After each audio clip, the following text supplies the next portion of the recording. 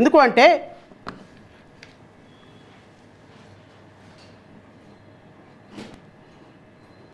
మీరు చేసినటువంటి ఆరోపణ, మీ ముఖ్యమంత్రి గారు చేసిన ఆరోపణ, మీ ప్రభుత్వం చేసినటువంటి ఆరోపణ, వెంకటేశ్వర స్వామి ప్రసాదంలో బాత్రూమ్ క్లీనర్లు కూడా కలిసి క్లీన్ చేసే యాసిడ్ కూడా కలిసిందని చెప్పినటువంటి ఆరోపణ, అది బొట్లు పెట్టుకుంటే పోదు సార్.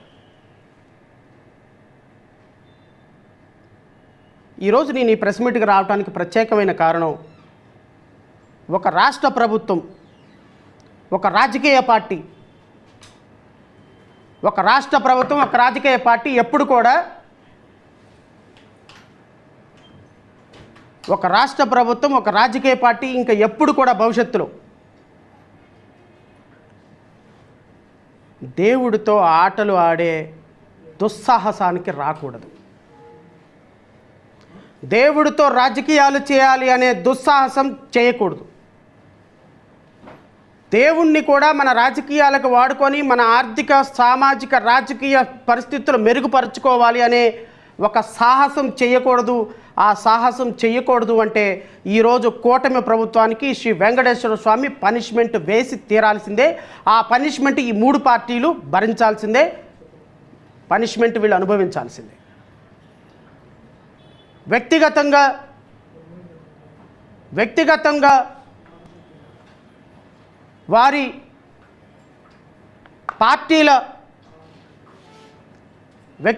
వారి పార్టీల పరపతిని పెంచుకోవటానికి, వారి ఆర్థిక స్థితిగతులు పెంచుకోవటానికి ఈరోజు వెంకటేశ్వర స్వామిని కూడా రాజకీయాలకు వాడినటువంటి ముఖ్యమంత్రి వాడి తప్పు చేశామని తెలిసి కూడా, రాష్ట్ర ప్రజలందరూ ఒక్కసారి గమనించండి, రాష్ట్ర ప్రజలందరూ ఒక్కసారి ఆలోచన చేయండి. వెంకటేశ్వర స్వామిని తప్పు చేశామని తెలిసినప్పటికీ కూడా వారి మీడియాలో ప్రసారం చేసిన కథనాలు ఒక్కసారి మీరు చూడమని కోరుతున్నాను. నేను దయచేసి పదే ఇన్నిసార్లు మాట్లాడుతున్నందుకు నేను క్షమించమని కోరుతున్నాను రాష్ట్ర ప్రజలు.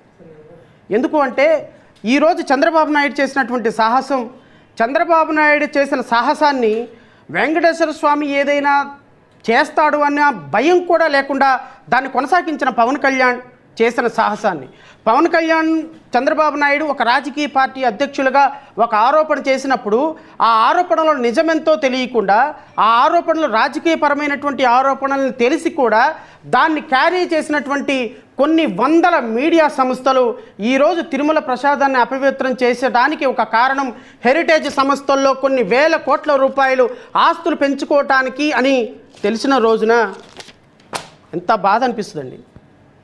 ఈ విధమైనటువంటి ఒక దుస్సాహసం ఒక రాజకీయ పార్టీ చేసింది అంటే, రాజకీయ పార్టీకి సపోర్ట్గా ఉన్నటువంటి కొన్ని వందల యూట్యూబ్ ఛానల్స్, శాటిలైట్ ఛానల్స్ చేసినాయి అంటే ఇది దేవునితో రాజకీయం చేయటం కాదా?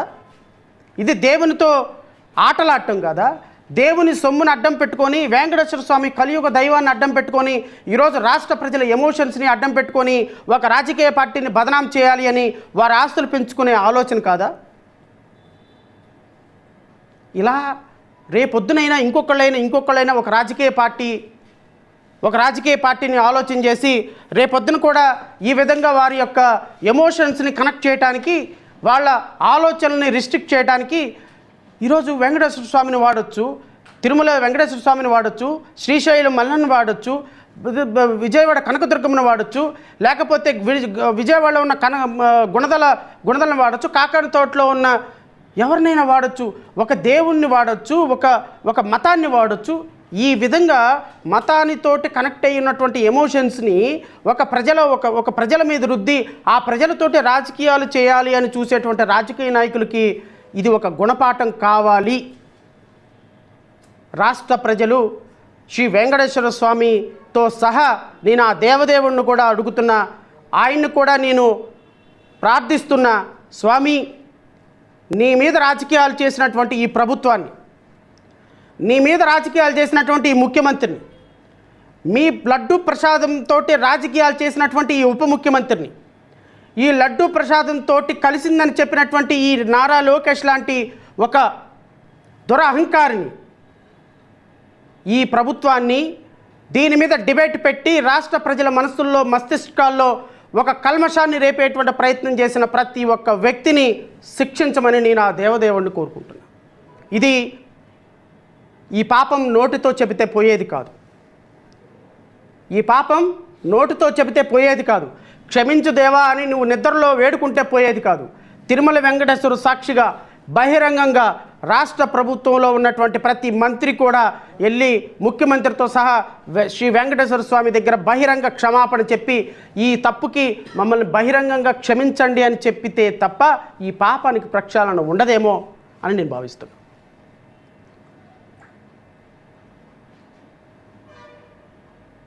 ఎందుకు అంటే ఈరోజు లడ్డూ అంశం ఇంత తీవ్రమైన చర్చకు రావడానికి కారణం మీ అందరికీ తెలుసు. గౌరవ ముఖ్యమంత్రి గారి యొక్క సతీమణి హెరిటేజ్ అనేటువంటి ఒక సంస్థని, మిల్క్ ప్రోడక్ట్స్ని, ఒక పెద్ద కంపెనీని నడుపుతున్నారు. నాకు తెలిసి కొన్ని వేల కోట్ల రూపాయల టర్న్ ఓవర్ ఉంది. ఈ మధ్యకాలంలో ఈ లడ్డు అంశం మీద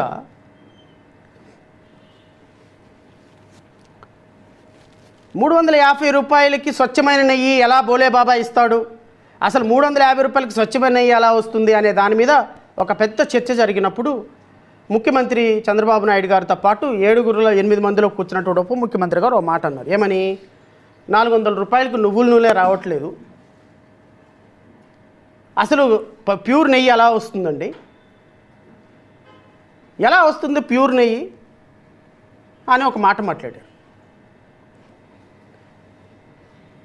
ప్యూర్ నెయ్యి తీసుకొచ్చి తిరుమల తిరుపతి దేవస్థానంలో వాడుతున్నారు. ఎవరు? ఇప్పుడున్నటువంటి బిఆర్ నాయుడు గారు. నందిని నెయ్యి అంటారు దాన్ని. ఈ నందిని నెయ్యిని బెంగళూరు నుంచి దిగుమతి చేసుకుని ₹450 రమారమి. అకార్డింగ్ టు బిఆర్ నాయుడు గారు, అకార్డింగ్ టు చంద్రబాబు నాయుడు గారు, according to TTD trust board ₹450 Nandini pure నెయ్యి ఇస్తుంది. బాగుంది, వెరీ గుడ్. అంటే ₹450 ప్యూర్ నెయ్యి వస్తుంది. 2019లో ₹350 ప్యూర్ నెయ్యి రాదు అకార్డింగ్ టు పవన్ కళ్యాణ్ గారి స్టేట్మెంట్ ప్రకారం. బట్ 2026లో మాత్రం ₹450 2025లో ప్యూర్ నెయ్యి వస్తుంది.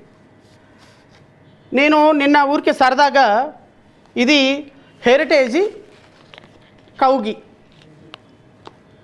ఈ హెరిటేజ్ కౌగి ఎంత ప్యూర్ కౌగి, ఇది ప్యూర్ కౌగి, ఇది హెరిటేజ్ సంస్థ నుంచి వస్తున్నటువంటి ప్యూర్ కౌగి. ఈ కౌగి ఎంత అని నేను నిన్న తెప్పించా. ఈ కౌగి యొక్క కేజీ వచ్చి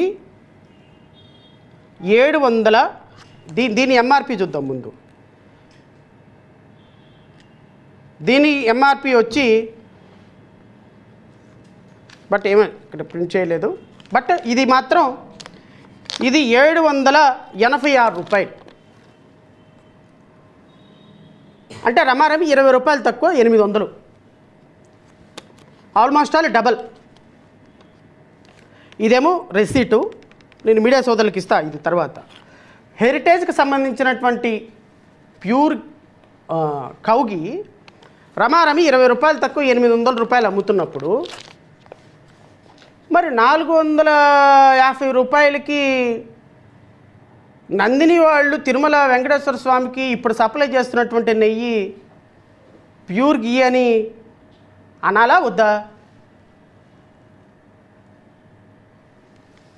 మీ ప్రకారం ₹800 ప్యూర్ గీ వస్తే మరి తిరుమల వెంకటేశ్వర స్వామికి సరఫరా చేస్తున్నటువంటి నెయ్యి ₹450 ఎట్లా? అంటే ఇప్పుడు తిరుమల వెంకటేశ్వర స్వామికి సప్లై చేస్తున్న నెయ్యిలో కూడా కల్తీ ఉందా ఏమో నాకు తెలియదు. గౌరవ ముఖ్యమంత్రి గారు దానికి ఆన్సర్ చేయాలి. ఎందుకంటే హెరిటేజ్ నుంచి అంటే పవన్ కళ్యాణ్ గారు చెప్పినట్టుగా ₹350 ₹450 ప్యూర్ గీ రాదు. వస్తే వీళ్ళు 450 అమ్మేవాళ్ళు హెరిటేజ్ వాళ్ళు ఎందుకు అమ్ముతున్నారు 800? సో ప్యూర్ గీ కావాలి అంటే ఏం చేయాలి? రేట్ ఎన్హాన్స్ చేయాలి. రేట్ ఎన్హాన్స్ చేయాలి అంటే ఏం చేయాలి? కాంట్రాక్ట్ మార్చాలి. కాంట్రాక్ట్ మార్చాలంటే ఏం చేయాలి? లడ్డు అపవిత్రం అని ప్రచారం చేయాలి. లడ్డు అపవిత్రమైన ప్రచారం ఎట్లా చేయాలి? అయ్యో 400 రూపాయలకి 450 రూపాయలకి ప్యూర్ గీ ఎక్కడ వస్తుందండి?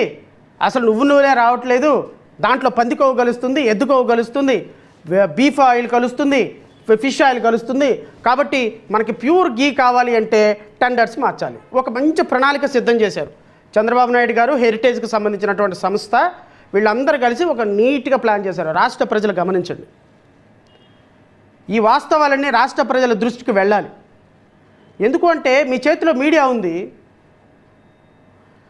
ఈనాడులో, ఆంధ్రజ్యోతిలో, ఈటీవీలో, టీవీ5లో, మహా టీవీలో, మీ యూట్యూబ్ ఛానల్స్లో ఏది మాట్లాడినా ప్రజల మనసుల్ని మార్చగలము, ఏమి చెప్పినా ప్రజల మస్తిష్కాల్లో ఉన్నటువంటి ఆలోచనల్ని మార్చగలిగిన శక్తి మీడియాకు ఉంది అని మీరు అనుకుంటే సార్, పిచ్చి పొరపాటది. ఎందుకు అంటే మీరు తిరుమల వెంకటేశ్వర స్వామి లడ్డు విషయంలో బొక్కబారులో పడిన విధానమే దీనికి ప్రతీక. నిన్న కావుంటుంది ఆమె సంక్రాంతి లక్ష్మి అంటారు ఆమెను ముద్దుగా. ఆ సంక్రాంతి లక్ష్మి గారు అంటున్నారు, ఆవిడ ఒక ప్రమాణం తీసుకుందంట, ఇంకా తిరుమల లడ్డు గురించి మాట్లాడకూడదని. నువ్వే కాదమ్మా, తిరుమల లడ్డు మీద ప్రమాణం తీసుకుంది సీఎం చంద్రబాబు నాయుడు గారు, ప్రమాణం తీసుకున్నారు. ఆయనతో పాటు ఉప ముఖ్యమంత్రి పవన్ కళ్యాణ్ గారు కూడా ప్రమాణం తీసుకున్నారు. వీళ్ళతో పాటుగా మంత్రులందరూ కూడా ప్రమాణం తీసుకున్నారు తిరుమల లడ్డు గురించి ఇక మాట్లాడము అని. ఎందుకు? మాట్లాడితే చెడ్డీలు ఇప్పి కొడతారని చెప్పి అమిత్ షా పైన వార్నింగ్ ఇచ్చిన కారణంగా ఒక్కళ్ళు కూడా మాట్లాడరు. వీళ్ళతో పాటుగా ఇంకొకళ్ళు కూడా భారతదేశం నా మాతృభూమి, భారతీయులందరూ నా సహోదరులాగా వీళ్ళు కూడా ఇంకొకళ్ళు కూడా ప్రమాణం తీసుకున్నారు. వరుసపెట్టి టీవీ5 మూర్తి, అటుపక్క ఏబిఎన్ వెంకటకృష్ణ గారు, ఇటుపక్క టీవీ5 సాంబశివరావు గారు, అటుపక్క వంశీ గారు, ఇటుపక్క లక్ష్మి గారు, అటుపక్క శ్రీనివాస్ గారు, ఇటుపక్క రమేష్ గారు, ఇట్లా గారులందరూ వచ్చి ప్రమాణం చేశారు. ఏమని? లడ్డు మీద ఇక మాట్లాడడం. ఏమి రాత్రి వెంకటేశ్వర స్వామి కల్లోకి వచ్చి లడ్డు పవిత్రం అయిపోయింది ఇంకా ఆపేయమని చెప్పారా? అబ్బాయి లడ్డూలో ఎటువంటి కొవ్వు గలవలేదు, పవిత్రం అయిపోయింది, మీరు మాట్లాడొద్దు, మీరు దయచేసి ఆపేశాడని కల్లోకి వచ్చామని చెప్పారా? ఎందుకు ఆఫ్ చేశారు? 20 రోజుల క్రితం దండం పెట్టి చెప్పానే, సార్ వద్దు ఇంకా లడ్డు గురించి వదిలేయండి ప్లీజ్, దయచేసి మాట్లాడకండి, భక్తులు మనవాళ్ళు దెబ్బతండి, అబ్బే కుదరదు, లాగాలి. ఆ మూర్తి గారు ఆర్తనాదాలు మామూలుగా ఉంటాయా? ఒకళ్ళకొకళ్ళు పెద్ద పెద్ద ఎనలిస్టులను తీసుకొచ్చి, పెద్ద పెద్ద తెలుగుదేశం పార్టీ అధికార ప్రతినిధులను తీసుకొచ్చి ఇష్టం వచ్చినట్టు టీవీలు డిబేట్లు టీవీలు మన ప్రమోషన్స్, రీల్స్, ఇష్టం వచ్చినట్టు 100 కోట్ల రూపాయలు పెట్టి వెంకటేశ్వర స్వామి ప్రసాదాన్ని అపవిత్రం చేసే కార్యక్రమం దిగ్విజయంగా చేసి చివరికి ఎందుకు ఆఫ్ చేశారు? రీజన్ ఏంటి? రాష్ట్ర ప్రజలకు చెప్పండి. అమ్మ పలానా కారణాల చేత మేము మాట్లాడటం లేదు. నిన్న ఢిల్లీలో చంద్రబాబు నాయుడు గారిని అడిగారు, సార్ లడ్డు గురించి ఏంది అంటే, ఇప్పుడు మాట్లాడే అంశం కాదంట, ఐ విల్ టాక్ లేటర్ అంట.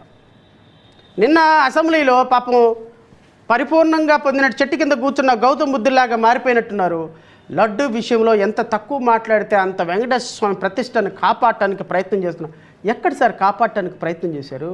వెంకటేశ్వర స్వామి లడ్డూని అపవిత్రం చేయడానికి, వెంకటేశ్వర స్వామి ఈరోజు రోడ్డు మీదకి రావడానికి, వెంకటేశ్వర స్వామి ప్రసాదం ఈరోజు అపవిత్రమైందని ఆ నోట ఈ నోట ప్రపంచంలో ఉన్న కోటాను కోట్ల మంది భక్తుల్లో నానటానికి అత్యంత దుర్మార్గమైనటువంటి రచన రూపొందించింది చంద్రబాబు నాయుడు, నువ్వు కాదా?